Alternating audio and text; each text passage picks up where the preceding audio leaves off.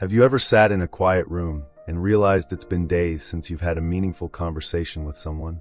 Maybe your children are grown and busy with their own lives, or perhaps some old friends have moved away, or even passed on. It can feel like the world is bustling all around you, yet you're somehow watching it from the sidelines. If that sounds familiar, you're not alone. In fact, studies have shown that more than 40% of people over 60 report feeling lonely on a regular basis. That's a huge number, and one that we can change. Loneliness isn't just an emotional struggle. It's something that can quietly chip away at our health, our happiness, and even our lifespan. But here's the good news. It's never too late to reconnect, rebuild, and rediscover the joy of companionship.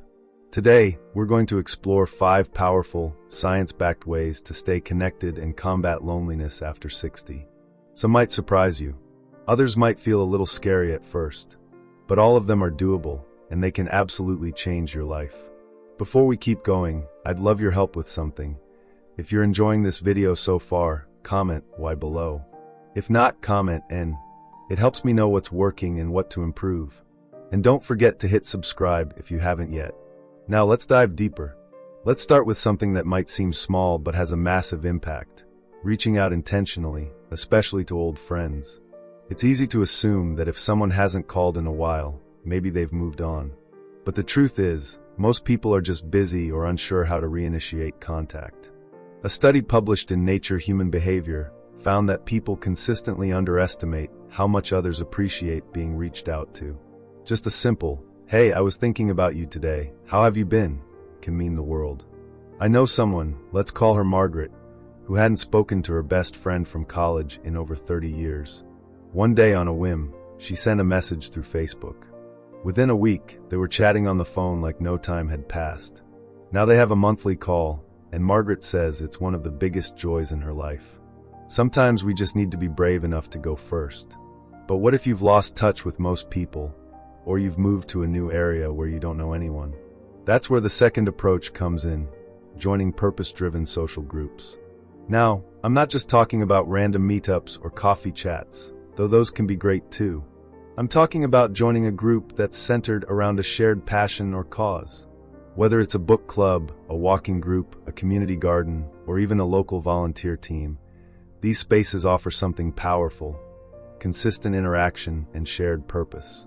Research from the University of California, San Francisco found that older adults who engage in community or volunteer groups report higher levels of life satisfaction and significantly lower levels of loneliness. It's not just about meeting people, it's about belonging. I met a gentleman named Charles through a local storytelling workshop. He was 72, newly retired, and had recently moved to be closer to his grandkids. He didn't know anyone in the area, but he loved writing, so he signed up for the class. Fast forward a few months, and he's got a circle of friends, weekly writing dates, and even plans to self-publish a collection of his short stories. He told me, "Joining that group gave me a reason to get up with excitement again." And that's the magic of staying connected. It gives us something to look forward to. But it also takes a little courage. Because here's the thing, putting yourself out there can feel uncomfortable. But staying isolated, that takes a much bigger toll in the long run. According to the National Institute on Aging, loneliness has been linked to a higher risk of heart disease, depression, and even dementia. The brain is wired for connection. It thrives when we engage with others. Even brief, positive interactions, like chatting with a neighbor or talking to the cashier at the grocery store, can release oxytocin and reduce stress. So if reaching out to old friends feels too intimidating, or joining a group seems like too big a step for now, start small. Say hello to someone in your building, or smile at someone during your morning walk. Tiny gestures build confidence, and confidence builds momentum.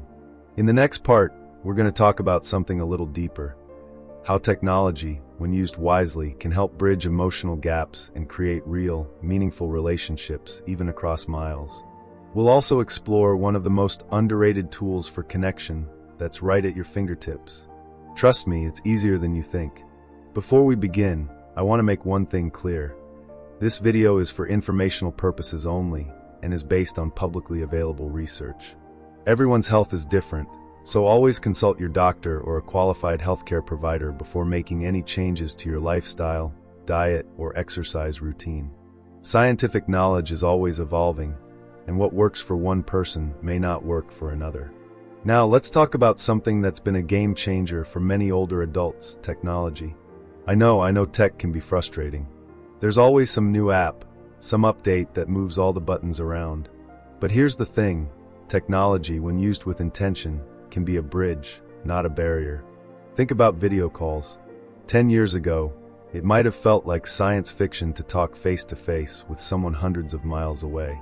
Today, apps like Zoom, FaceTime, or WhatsApp make it possible to see our loved ones almost instantly.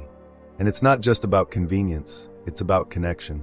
A study from the Journal of Gerontology found that older adults who used video chat to stay in touch with friends and family had significantly lower levels of depression compared to those who only used email or phone calls. Why? Because seeing someone's face, watching them smile, laugh, and react, triggers the same emotional benefits as being in the same room. Now, I know someone named Ellen, 68 years old, who was absolutely terrified of using video chat at first. Her hands would shake trying to press the right buttons, but her daughter helped her set up a simple tablet, and now, she joins a weekly Zoom cooking class with other women her age. Not only is she learning new recipes, but she's also made a few dear friends. She says it feels like being in a kitchen full of laughter again. And here's the best part: you don't have to be a tech genius to make it work. Libraries, senior centers, and even some local churches now offer free tech classes.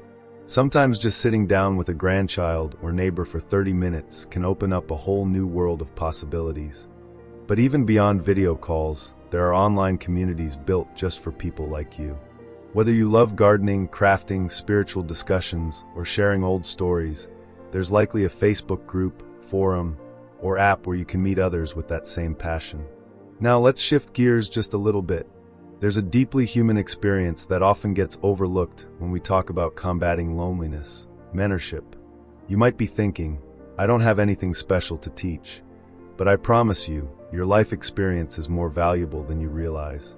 Volunteering your time as a mentor, whether to young people, new retirees, or even other older adults, can create incredible emotional bonds. One study by Harvard's Center on the Developing Child showed that older adults who mentor young people experience enhanced cognitive functioning and reduced stress. It's not just good for the mentee, it's therapeutic for the mentor too. There's a retired mechanic named Joe in my town who volunteers once a week at a local high school auto shop. He's 74, and when he talks about those afternoons, his whole face lights up. "They call me Old School Joe," he says proudly. "And I call them my second grandkids." That sense of being needed, it gives his week structure and meaning. And it's not limited to schools. You can become a reading buddy at a library, help someone practice English, or guide a local youth through a trade or skill you've mastered. You don't need to be perfect, you just need to care. What I love about mentoring is that it brings us full circle. It reminds us that even in the later chapters of life, we still have something powerful to contribute. We're not just waiting, we're living, growing, sharing. Still, I know that sometimes, even when we're doing all the right things, reaching out, joining groups, using tech, mentoring, we can still feel lonely. That's part of being human, which is why it's so important to not just look outward, but inward too. In the next part, we're going to explore how our mindset shapes the way we experience connection. We'll talk about what to do when loneliness sneaks in anyway, and how self-compassion and emotional resilience can be your greatest allies. And if you haven't already, let me know how you're feeling about all this. Drop a Y or N in the comments. It really helps guide what I create next. And if you're getting something helpful from this, hit that subscribe button so you don't miss the rest of this conversation. If you've made it this far, thank you for sticking with me. If you haven't already, feel free to drop a quick Y in the comments. It really encourages me to keep sharing. Now let's get into something that many people don't realize is just as important as reaching out or joining groups: the way we think about loneliness and connection. Loneliness isn't just about being physically alone, it's about feeling disconnected inside. And sometimes that feeling can sneak up even when we're surrounded by people. It's a tough paradox, but it's also where a shift in mindset can make a world of difference. One of the biggest hurdles is the fear of rejection or feeling like you're a burden. Maybe you think, who would want to spend time with me? Or I don't want to bother anyone. But here's the thing, those thoughts are usually harsher than the reality. Research in social psychology shows that people often overestimate how negatively others will respond to them reaching out, and underestimate how positively they'll be received. That's why practicing self-compassion can be transformative. Instead of judging yourself for feeling lonely or hesitant, treat yourself with kindness, as you would a close friend. This emotional kindness creates a safe internal space to be vulnerable, which is essential for authentic connection. A wonderful example is Ruth, a retired teacher I met who started attending a local knitting circle. At first, she was anxious, worried she wouldn't fit in or that her stories wouldn't be interesting. But she gave herself permission to just show up without pressure, reminding herself, "It's okay to be nervous. Everyone here just wants to connect too." After a few weeks, those gatherings became a highlight of her week, and she built friendships that feel like family. Another powerful mindset tool is curiosity. When you meet someone new or reconnect with an old friend, approaching conversations with genuine curiosity, asking open-ended questions and really listening, helps build deeper bonds. It shifts the focus off your own worries and onto the shared human experience. But of course, even with the right mindset, loneliness can still feel heavy sometimes. And that's where emotional resilience comes in. The ability to acknowledge difficult feelings without letting them define you or keep you stuck. Mindfulness practices like meditation or simple breathing exercises have been scientifically shown to improve emotional regulation. A 2018 study in JAMA Internal Medicine showed that mindfulness meditation helped older adults reduce feelings of loneliness and improve social connection by changing how their brains respond to social threats. You don't have to become a meditation expert overnight. Just a few minutes a day of focusing on your breath or noticing your thoughts without judgment can help you feel calmer and more centered.